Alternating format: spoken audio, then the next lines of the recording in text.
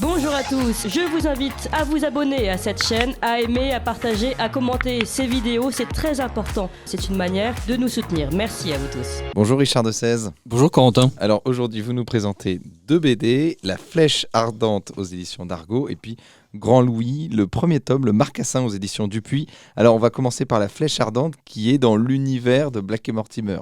Alors c'est plus exactement le proto-univers de Black et Mortimer, puisque La Flèche Ardente est la suite du Rayon U.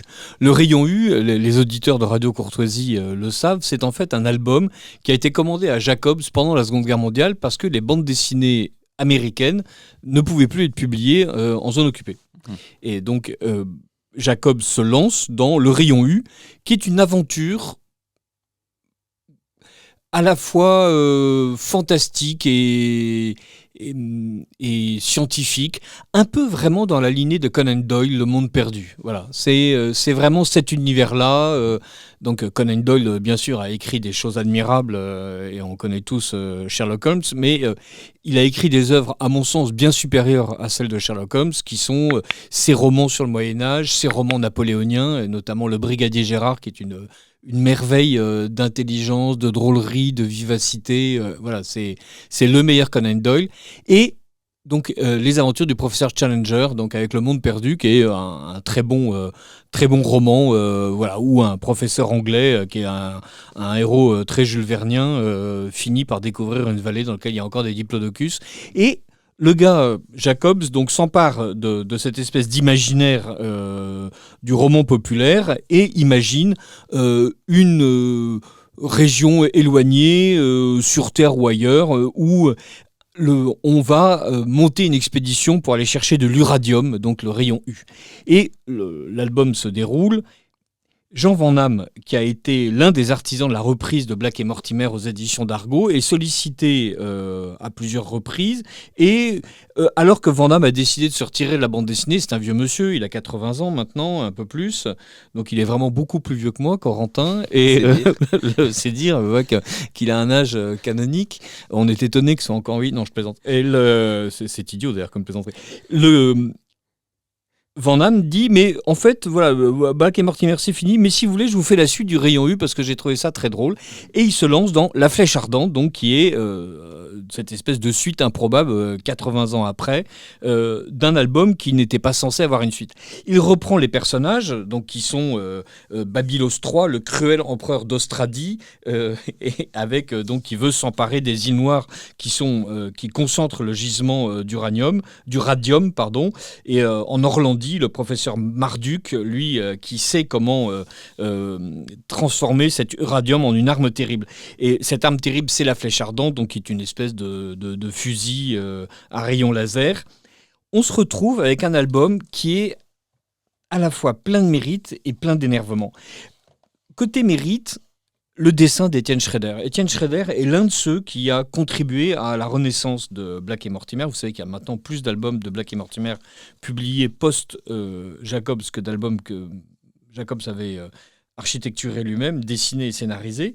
Et notamment, il a dessiné le très bon Bâton de Plutarque, qui est l'un des meilleurs albums, je pense, de cette nouvelle série, et aussi deux albums dont les scénarios sont pitoyables, L'Onde, Septimus et Le Cri du Moloch, mais même si les scénarios sont pourris, le dessin est vraiment remarquable et Schrader a parfaitement saisi l'esprit jacobsien.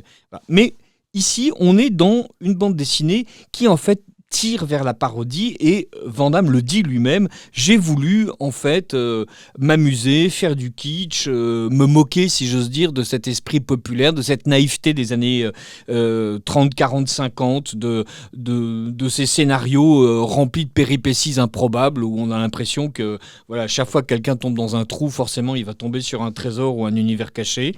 Et le scénariste donc s'amuse et avec un bon roman d'action, ce qui permet surtout à Schrader de dessiner des cases superbes où on est à la fois avec des cuirassés années 30, des dirigeables années 20, des engins, des aéronefs improbables, des gens avec des épées.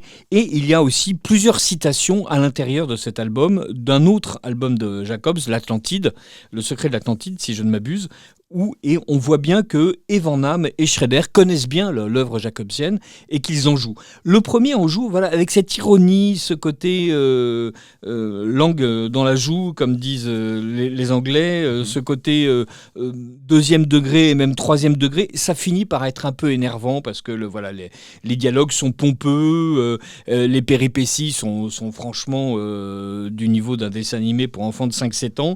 Et on commence à avoir un peu de mal à accrocher véritablement à l'histoire, à ces personnages qui ressurgissent en permanence, au discours volontairement ironique dans les récitatifs qui désamorcent tout ce que la situation peut avoir ou de cruel ou d'angoissante. Et aussi, on regrette un petit peu le côté vaguement multiculturel dont Van Damme a peint 2 ou 3 scènes, avec notamment, bien sûr, le fidèle serviteur du professeur Marduk, qui est une espèce d'Indien, et qui lui explique qu'il ne faut pas offenser le dieu Punchatalok, et donc il y a une sagesse primitive que les scientifiques ne sont pas capables d'écouter. Donc là, il y a quand ça sort en 2023, et étant donné que Van Damme a écrit SOS Bonheur, on est un peu énervé. Il faut lire SOS Bonheur pour comprendre le côté un peu gauchiste tarte à la crème que peut avoir Van Damme, qui à côté de ça, avec évidemment d'excellentes bandes dessinées, hein. Les Maîtres de l'Orge, c'est absolument remarquable. 13, c'est plus que remarquable. Le héros milliardaire justicier, dont j'oublie complètement 13, le nom. c'est lui qui a scénarisé. C'est 13 qui a scénarisé. C'est Van Damme qui a scénarisé 13, donc c'est William Vance au dessin. Donc voilà, donc c'est un monsieur qui a dressé des monuments. Harry. Ah oui, Non, Harry Dixon. Non, le milliardaire beau gosse qui est Largo Winch. Largo Winch, voilà. Donc c'est lui aussi. Mais on va oublier ce qu'il peut y avoir d'un peu irritant, surtout dans cette affectation de deuxième et de troisième degré de Van Damme, qui en plus a eu des déclarations à la sortie de l'album un peu stupides, du genre plus rien de bon ne se fait en bande dessinée aujourd'hui. Donc on sent qu'il est quand même vraiment retiré des voitures et qu'il doit pas lire tout ce que les gens lui envoient. Hein. Et il n'écoute pas vos chroniques, surtout, Richard. Il n'écoute pas mes chroniques, c'est gros péché. Et on va se concentrer sur le dessin de Schrader, qui est une petite merveille de lignes claires intelligentes, qui cite vraiment bien la manière dont Jacobs dessinait dans les années 40, donc ça c'est parfait. Le coloriste a une palette parfaitement adaptée, et toutes ces scènes de bataille terrestres, maritimes, aériennes ont véritablement un charme puissant, et avec ce côté que Van Damme n'a pas réussi, heureusement sans doute, à pasticher, qui était la surcharge en fait en texte de Jacobs. Là, il y a plein de cases qui sont absolument vierges de tout commentaire, vierges de bulles, vierges de narratif, et qui permettent d'avoir une vision apaisée. Avec aussi, chose inhabituelle chez Jacobs, 2 tendres histoires d'amour qui sont une espèce de fil secret. C'est un bon album, mais si on adore Black et Mortimer, on n'est pas obligé d'acheter La Flèche Ardente. Si on aime le dessin de Schrader, c'est un album indispensable. Si on considère que Van Damme a fait son temps, on n'est pas obligé de l'acheter. Si on se dit que malgré tout, un album qui n'est dans le genre, qui n'est pas un véritable hommage à cause de cette ironie, mais qui est très réussi d'un point de vue plastique, fait bien dans sa collection. Et surtout, voilà, si on aime la science-fiction un peu ingénue, c'est un album à posséder. Débrouillez-vous avec ça. Voilà. Je ne suis rempli que d'injonctions contradictoires. La Flèche Ardente aux éditions d'Argo, voilà, dans le proto-univers de Black et Mortimer. Et la deuxième bande dessinée, c'est Grand Louis, tome 1, le Marcassin aux éditions Dupuis. Alors ça n'a rien à voir. Ça n'a absolument rien à voir. Et Grand Louis est le premier album de bande dessinée, je crois, non, enfin c'est pas vrai d'ailleurs. Grand Louis est un album de bande dessinée de Louis de la Taille, qui est marié et qui a 3 enfants, et qui met en scène quelqu'un qui s'appelle Louis, qui est marié et qui a 3 enfants. Donc la dimension autobiographique est un peu présente.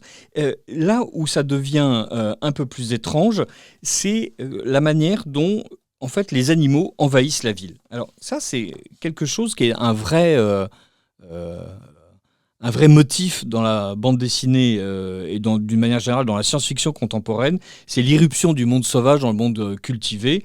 Et donc l'apparition des animaux sauvages à l'intérieur des grandes métropoles est le signe en fait du dérèglement social. Il n'y a qu'à lire tous les articles qui paraissent en ce moment où on nous explique qu'on voit des sangliers en centre-ville et on nous annonce ça comme s'il y avait la peste bubonique dans tous les bistrots. Voilà, donc ce sont des sangliers qui mangent des ordures, c'est pas un drame. Et d'ailleurs, il faut apprendre à vivre avec les sangliers et avec les cafards et avec les rats et avec Anne Hidalgo. Enfin voilà. Et pardonnez-moi, je m'égare. Et ce qui est intéressant, c'est que donc on se retrouve avec un album qui commence comme une comédie familiale avec des enfants plus ou moins intelligents, des parents plus ou moins dépassés, et il y a un petit marcassin qui débarque. Et ce marcassin, en fait, n'est pas le seul, puisque donc beaucoup d'autres animaux arrivent. Et Zep avait fait un très bon album sur l'extinction de la moitié de l'espèce humaine à cause de la nature, où là aussi l'irruption des animaux était un signe. On a parlé il n'y a pas longtemps de cette bande dessinée publiée chez Dargaud avec plusieurs univers parallèles, et là aussi le fait que les animaux soient en liberté était le signe en fait du temps qui avait avancé et de la dégradation des conditions sociales et même techniques, climatiques, etc. Ici, on est vraiment dans les rues de Paris avec une horde de biches, avec des renards, avec des loups qui s'apprêtent à manger des faisans. Et évidemment, ça décourage à aller promener son chien.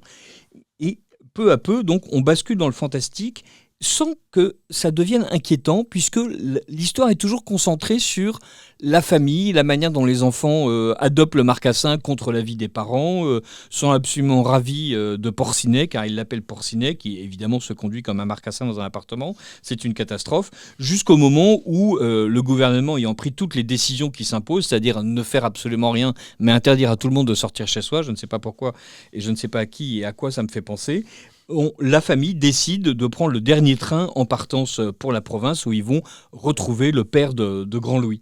Et l'aventure bascule puisque, je ne vais pas vous la raconter, mais voilà nos amis qui ont quitté le train et qui se retrouvent en pleine nature, montés sur deux ânes. Et ce n'est que le premier tome. C'est une bande dessinée qui est attachante. Le dessin est hyper lisible. C'est de la ligne claire de bonne facture. Les personnages sont tout à fait contemporains. C'est on peut être légèrement énervé par l'éducation que reçoivent les deux mômes. Mais cela dit, la petite fille est gentille comme tout. Le jeune garçon est aimable. Le bébé est absolument charmant. Le père a l'air d'être juste raisonnablement dépassée par ses trois enfants. La mère n'est pas une femme absolument admirable qui est capable de supporter 800 kilos de charge mentale à la seconde. Voilà, elle aussi se prend les pieds dans le tapis. Et on est curieux véritablement de savoir où Louis de la Taille va nous emmener. Ça fait partie de ces premiers tomes où on est véritablement séduit par la manière dont l'univers est posé et où on a envie de continuer avec un dessin, une fois de plus, qui n'a rien d'une fulgurance incroyable, donc on n'est pas du niveau de Schrader, mais Louis de la Taille n'entend pas être du niveau de Schrader, il entend faire la bande dessinée la plus lisible possible, et ça c'est assez agréable de proposer, d'ailleurs dans un format assez grand, avec jusqu'à 4 bandes par page, donc voilà, il ne boude pas le travail, si j'ose dire. Et une capacité là aussi à organiser le discours, à découper la page.